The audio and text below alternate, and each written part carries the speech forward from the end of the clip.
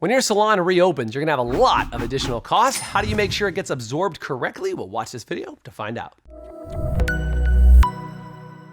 Hey, it's Jason Everett from highperformancesalon.com, and nobody likes to raise prices, not the guests, not the staff, and certainly not you as the salon owner. It's never comfortable for anybody, but I want you to know this if you're watching this video, is that the entire world has had a change, and nobody expects things to go back to exactly normal. So customers and clients actually expect that when they come in, things will be different. So if that means they're gonna be wearing masks, they're getting their temperature checked, and there's an additional service charge you've added to their service because you now have additional expenses, that would be okay. So do me a favor, take a breath and stay with me because I'm gonna talk about how do you make sure that it gets absorbed correctly. So one I already mentioned is you can add the service charge just as a flat rate to every ticket. Maybe you add another $10 or even $20 to every service that comes through the door. Or you decide a percentage that you wanna add on to every single service. Now remember this, anytime you raise prices, you must also raise the value. So I would invite you to have a brainstorming session with your staff and say, how do we increase in the value that we provide our guests? What additional things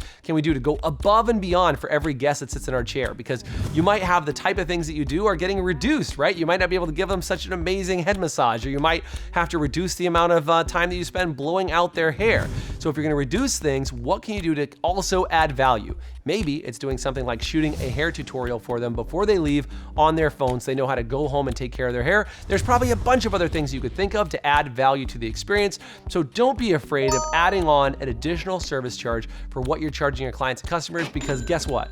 They can't wait to see you and they're willing to pay a little bit more to get in there. I mean, for crying out loud, look at my hair. It's getting giant, right? I want a haircut more than anybody else. So do me a favor and don't be afraid of the service charge. And if you want more great tips like this, do me a favor, head over to our Facebook support group called #SalonStrong, or check us out on social media at High Performance Salon. I look forward to seeing you on another video like this really soon.